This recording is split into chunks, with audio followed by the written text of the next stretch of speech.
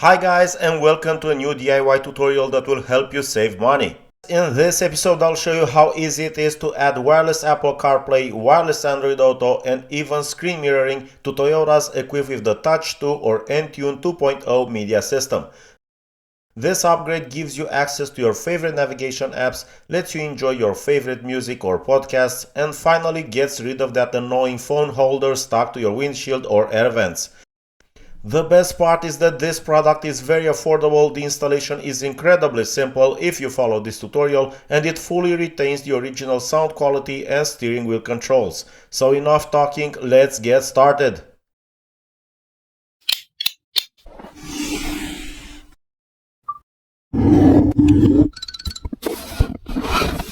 This is the product I purchased for this customer. It is commonly known as a CarPlay module and is manufactured by CarABC. I almost always use these modules because they offer excellent performance, proven reliability, and the prices are extremely competitive, including free worldwide shipping.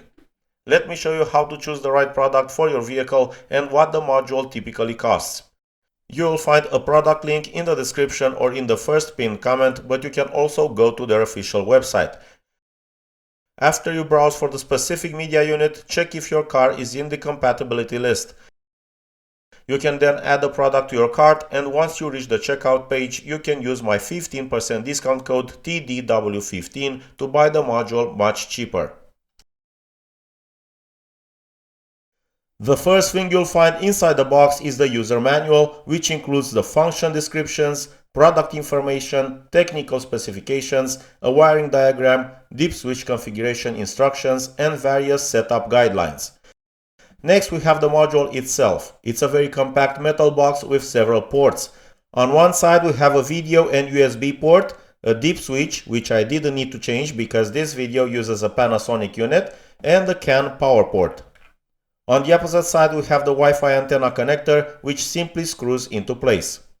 We also get the main wiring harness. Although it may look complicated at first, everything is completely plug and play.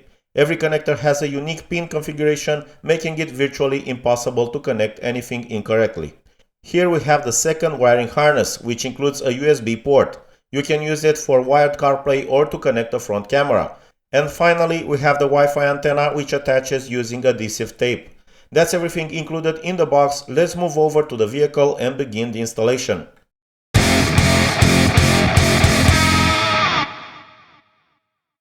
I'll start by removing this trim panel on the right side of the center console using a plastic trim removal tool.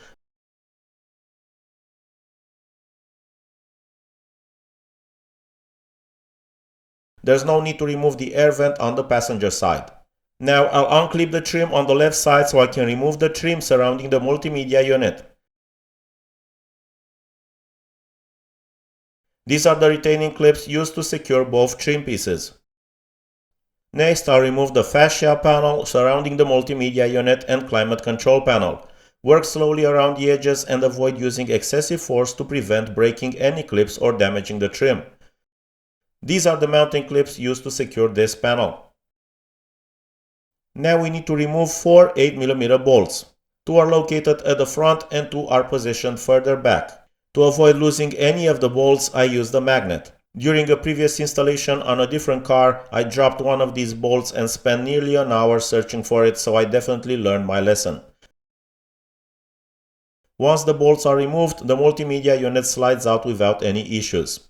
I've placed a cloth underneath the unit to prevent scratching the trim around the gear selector. Now we're ready to connect the main wiring harness to both the multimedia unit and the module. I'll start with the module side. The harness with the longer cable connects directly to the module. The remaining connectors are connected to the factory multimedia unit. There are 3 male-female connector pairs to install. The order doesn't matter, so I'll start with this one. I press the locking tab and disconnect the factory connector. Then I find the matching female connector on the aftermarket harness and connect them together. On the opposite side of that female connector, you'll find the corresponding male connector, which plugs back into the media unit where the factory connector was originally installed. This effectively creates a bypass connection. Next, I'll move to the connector located in the lower corner. This one was a little more stubborn, but eventually came loose. Again, I locate the matching female connector and connect it.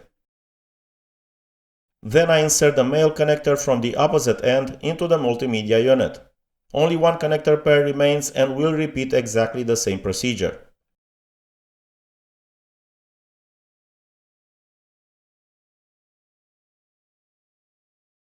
So we'll need to disconnect the two upper connectors and the one located in the lower right corner. If you wish, you can also install the USB harness for wired CarPlay, phone charging, or media playback from a USB flash drive. My customer didn't want it installed, but I'll show it anyway in case you'd like to use it. Next, I screw the Wi-Fi antenna into place and all connections are now complete. I won't bolt the media unit back into place until I've confirmed that everything is working correctly. According to the user manual, Panasonic units require all deep switches to remain in the off position, so there's nothing for us to change. We're now ready for the first test. I'll switch on the ignition and wait for the multimedia system to boot up. Then I press and hold the voice command button for approximately 2 seconds, and there's the CarPlay module interface. Here's a closer look. The switching speed between the factory system and the module is extremely fast. I noticed that there isn't much space behind the multimedia unit, so I found the perfect location for the module. It's almost as if Toyota anticipated that something like this would eventually be installed. Behind the glove box, next to the cabin air filter housing, there are several compartments, and I'm going to place the module inside one of them. So I disconnected the power connector from the module and guided its cable through an opening between the center console and the glove compartment. I could then reconnect the power connector. If you're keeping the USB cable, the first compartment should work well. Since my customer won't be using the USB port, I've chosen the second compartment instead. I tucked a little excess wiring underneath the module to hold it securely in place, routed the cable behind this plastic bracket, and mounted the Wi-Fi antenna to the cabin filter housing cover. It provides a large flat surface and doesn't interfere with future cabin filter replacement.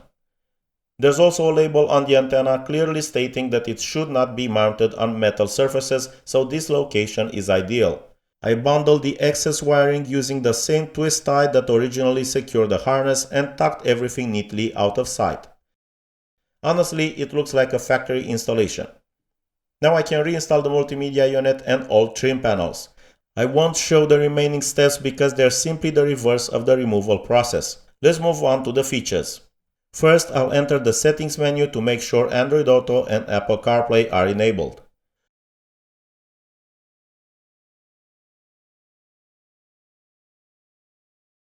Audio is transmitted via Bluetooth, so one Bluetooth channel connects to the Toyota multimedia system, while the second connects to the module's Bluetooth, whose name begins with Car. Once paired, Android Auto or CarPlay will launch automatically whenever you enter the vehicle and enable Bluetooth on your phone, provided the ignition is on.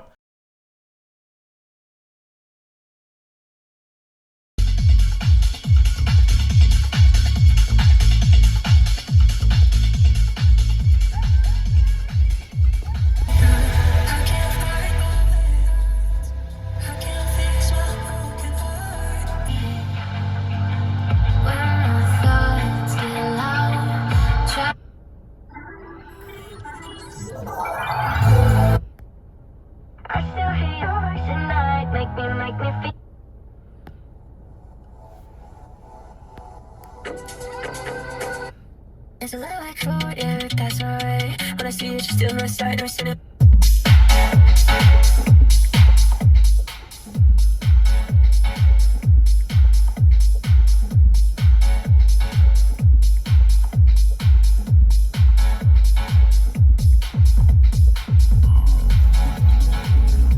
We're all set. Drive safely.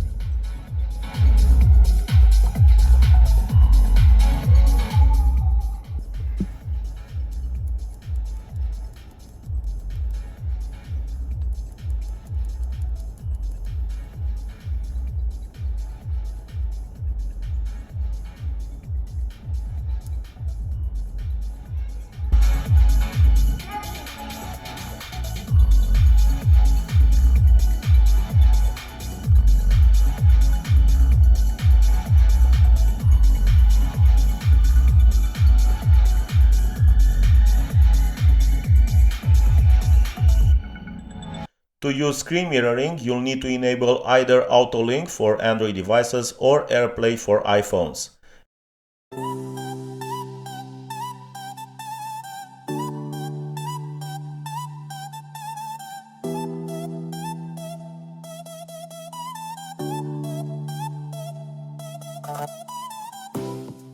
Android users must also install the Autolink application and connect to the module's Wi-Fi network through the app.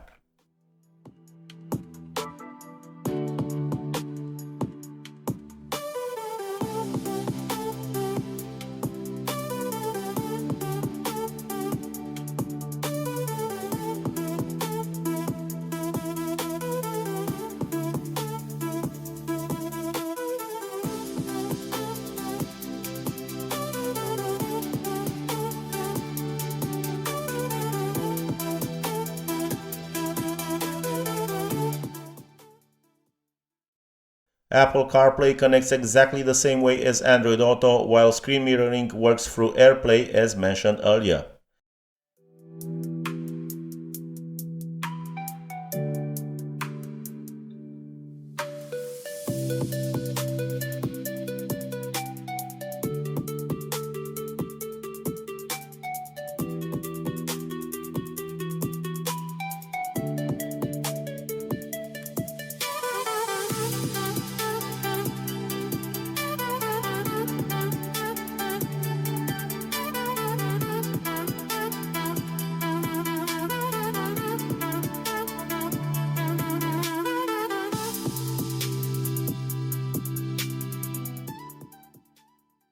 This video is already getting quite long, so let's move on. I can honestly say that this module performs exceptionally well. The installation was fairly straightforward and in total took me roughly 1 hour to complete.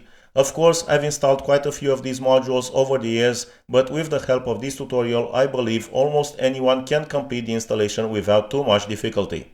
The connection to the phone is stable, the applications run smoothly without noticeable lag, and the overall user experience is excellent. Considering the features it offers, I also believe the price is very competitive. I've tried to show you the product and the installation process as thoroughly as possible so that you'll know exactly what to expect before purchasing one yourself. Creating videos like this takes many hours of filming and editing, so if you found this tutorial helpful, don't forget to leave a like and subscribe to the channel. If you have any questions, feel free to leave them in the comments section below and I'll be happy to help. Until next time, safe travels and all the best.